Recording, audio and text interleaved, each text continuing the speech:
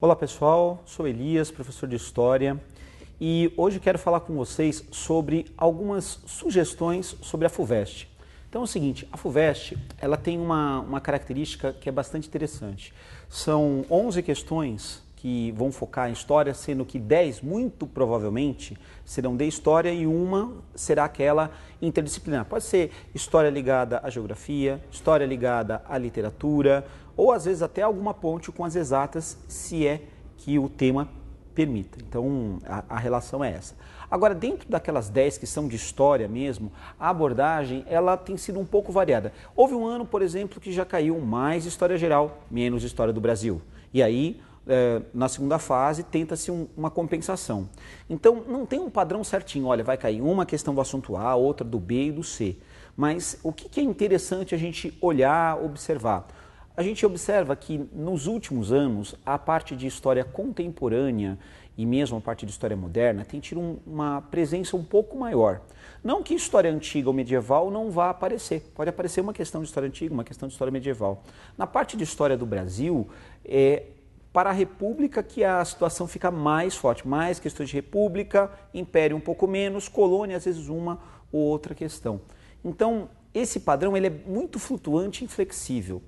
Temas da atualidade, vale a pena observar? Vale. A gente tem um monte aí de, vamos dizer assim, aniversários. A FUVEST, eu brinco com os alunos e falo assim, olha, a FUVEST não tem obrigação de cobrar data ou comemorar aniversário, mas pode ser que alguém se motive por conta de um tema.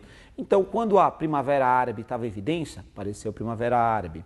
Bem, agora tem desdobramentos aí da Primavera Árabe ali na região tanto do Egito quanto da Líbia, a questão da Síria. Então, isso pode aparecer história? Pode, numa relação presente, um tema do presente, se ligando a uma questão lá do passado. Mas pode aparecer ligado à geopolítica ou geografia geral, por exemplo. Então, nessa zona de interdisciplinaridade, o que é importante? Você ter um pouquinho do conhecimento de um pouquinho do conhecimento de outro para conseguir resolver a questão.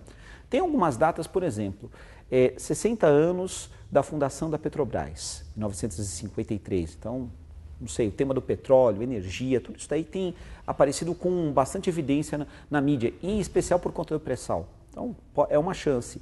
O tema da África, bastante apreciado no Enem, pode aparecer também na FUVEST.